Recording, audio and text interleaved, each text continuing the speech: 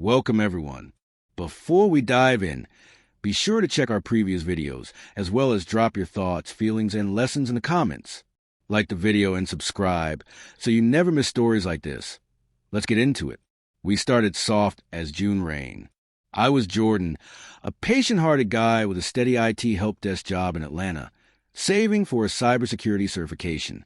She was Nia, radiant, ambitious, and always 2 steps ahead of every crowded room.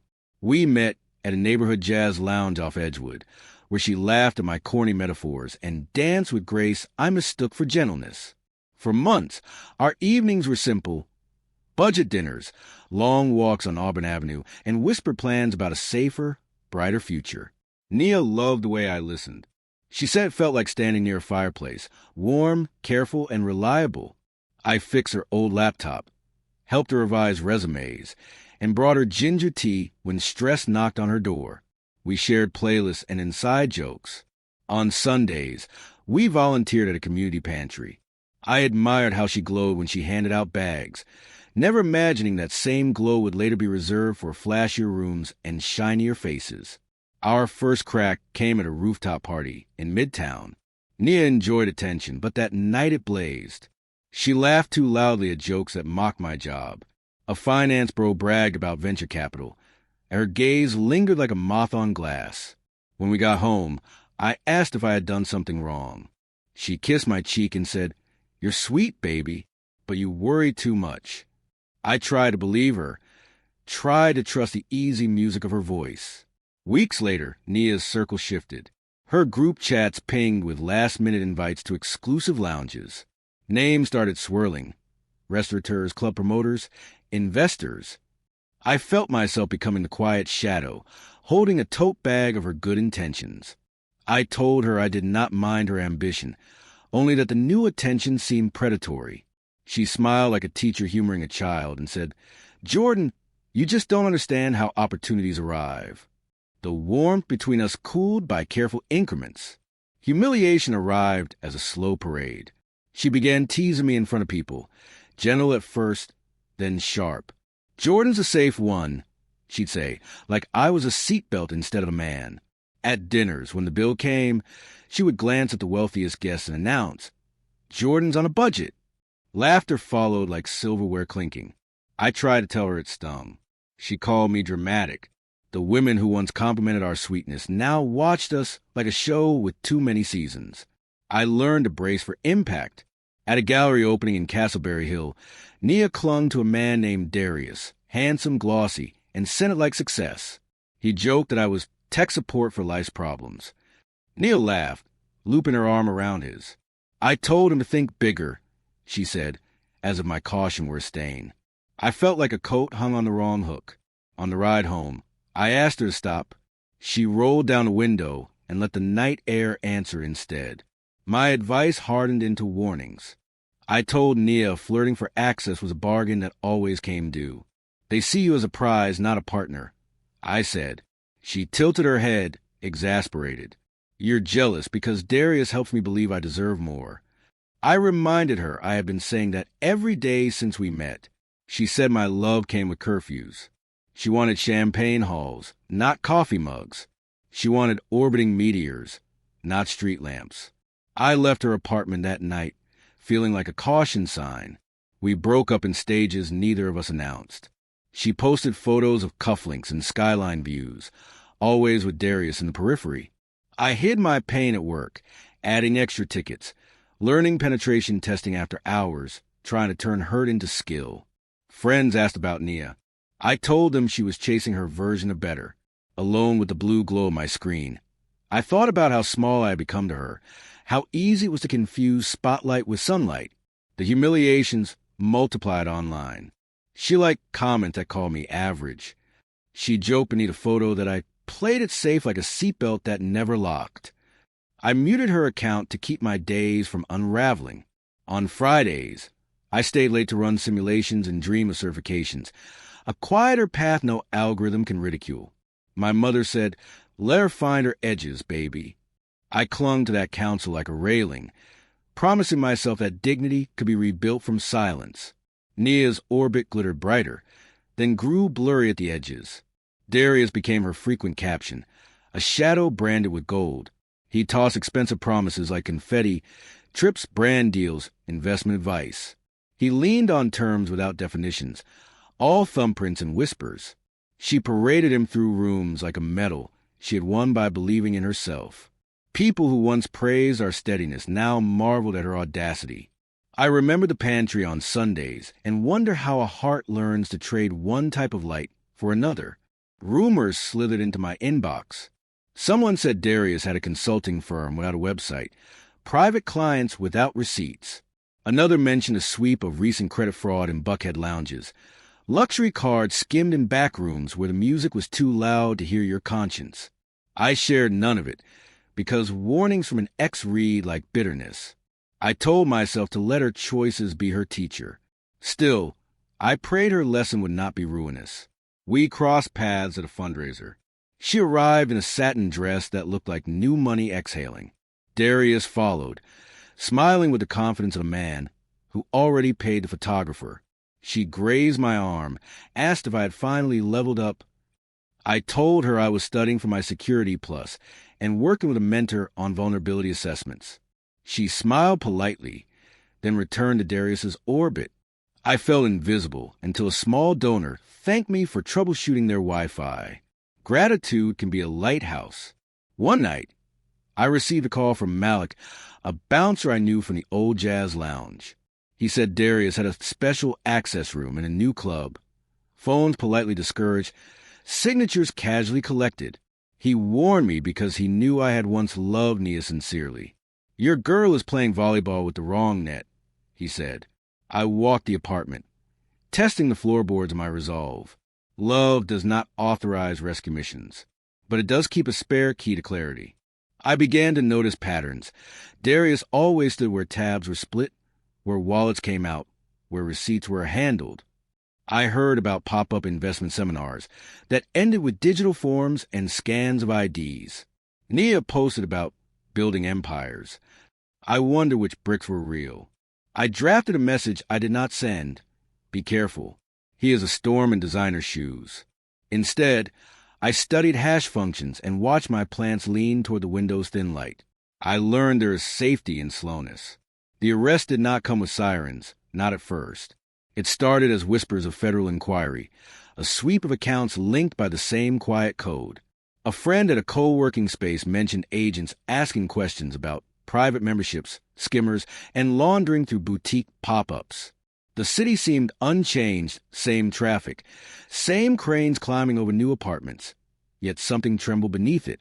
I pictured Nia inside a glass elevator, rising beautifully, unaware the cables had been filed thin. One afternoon, Nia texted me for the first time in months. "Can we talk?" The words trembled without trembling. We met at a small cafe near the King Center, our old refuge. She sat with a careful smile, eyes flicking to the door. "People are jealous," she said. "They're trying to ruin Darius." I sipped water and let the quiet widen. "What did you sign?" I asked gently. Her expression faltered. She listed NDAs, a few routine authorizations, a shared account to streamline expenses. I felt my stomach drop. I told Nia to hire a lawyer, not a stylist. I begged her to gather every document, messages, screenshots, scan forms. She rolled her eyes, accusing me of inflating my little tech skills into heroics. "You always underestimated me," she said. "I am finally in rooms that match my worth." I wanted to say those rooms had mirrors instead of windows. I wanted to say worth is not an applause meter. Instead, I paid the check and left her with the door's bell chiming like a soft distress signal. The crackdown arrived with precision. Several clubs were raided quietly. A luxury consignment boutique shuttered overnight. In a single week, 3 consultants vanished from their social feeds. Darius went private, then silent. Nia's captions shifted from sunbursts to cloudy aphorisms about loyalty. I camped with Malik on a curb outside one of the lounges, watching agents carry out boxes under unblinking streetlights. The air felt thin, like the city had held its breath too long and finally exhaled. Nia called in tears. Agents had visited her apartment with polite questions that felt like locks clicking.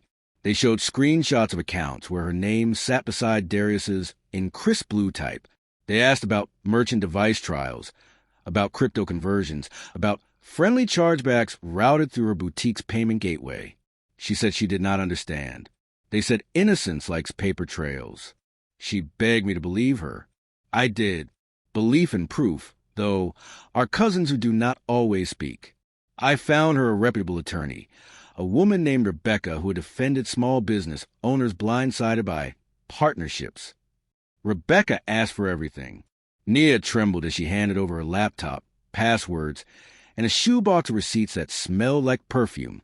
I sat in the lobby reading pamphlets about cybersecurity careers, thinking how odd it was that the patient steps I took out of grief had led me to a hallway where my past needed a map and a witness. The case widened. Darius's network reached into concierge services, bottle reservations, pop-up galleries. Stolen card data skimmed at members only. Events had been laundered through fake vendor invoices and art sales. Nia's boutique had served as a pretty bridge between streams. She had posted photos in front of that bridge while the current raged underneath. When we told her, she shook, whispering that she had been dazzled, not complicit. Rebecca nodded, saying glitter is not a legal defense, but cooperation is. Nia cooperated. She gave messages where Darius coached her on ambience for collecting client info. She produced audio notes, his voice like velvet over razors, telling her to brush off anyone asking too many questions. She sat with agents for hours, signing statements, circling names. She cried in the restroom and came back to answer more. I waited, remembering the girl at the pantry, the one who smiled at elders and hummed between tasks. People contain multitudes. Consequences arrived nonetheless.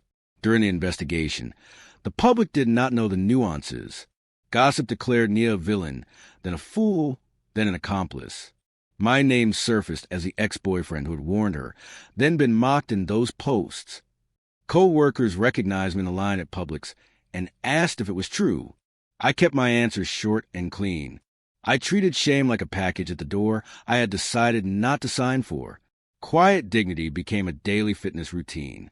Darius was arrested at a private airport with a suitcase of watches and a tablet full of passwords disguised as shopping lists. The city was hungry for a headline, and he offered a gilded one. When Nia saw the footage, she trembled with relief and fear. She wrote a letter to the agents detailing everything she had done and everything she had refused. She admitted to ignoring warnings, not just mine but her own. The hardest part was seeing her name in attachments, printed in black ink that did not forgive. In court, Nia testified. Her voice shook at first, then settled like a hand finding a railing on a moving train. She told the story of ambition becoming hunger, and hunger becoming an appetite for applause.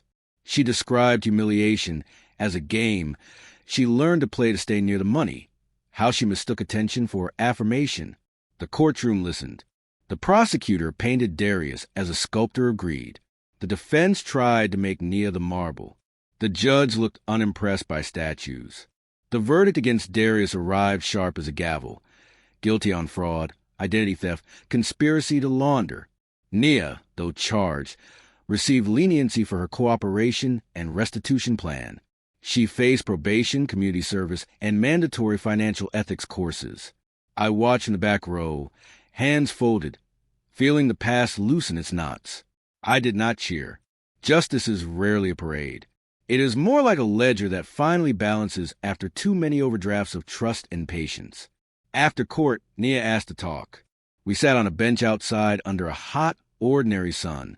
She apologized for the public scorn, for the sharp jokes, for polishing her reflection in rooms where I became a blur. She said she had needed me to be a cheerleader while she auditioned for a different team.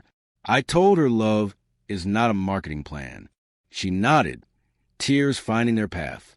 You tried to keep me safe, she said. I wanted the fireworks. My last laugh did not sound like laughter. It sounded like a job offer, a junior security analyst role at a firm that had seen my diligence through Rebecca's referral and my new certifications. It sounded like my lease renewal and a small herb garden on the balcony. It sounded like telling my mother I was okay, that slow steps had built a solid floor. The triumph was quiet, but it fit me. I did not need spotlights. I needed a lamp with a switch I controlled. Nia began her restitution work at the same pantry we once loved. She packed canned peaches with a care that did not need cameras. Sometimes we crossed paths. We nodded. She told me she was learning to live on honest ground, that the applause had been a mask with eye holes too wide. I told her I wanted gentle things, honest work, a partner who knew that tenderness is not a consolation prize. We wished each other steadiness, which felt more precious than luck. In the end, my victory was not revenge dressed as mercy. It was clarity. The boy she mocked grew into a man who trusted the slow grind of good choices. She learned that flirting with danger is not the same as building a future. When people asked if I felt vindicated, I said I felt whole. In a city that chases the next party, I chose a quiet home I could afford, a career I earned, and a heart that answers only to light. If you enjoyed this story, please comment, and share this video with your friends. Subscribe and turn on the notification bell so you never miss a powerful story drop.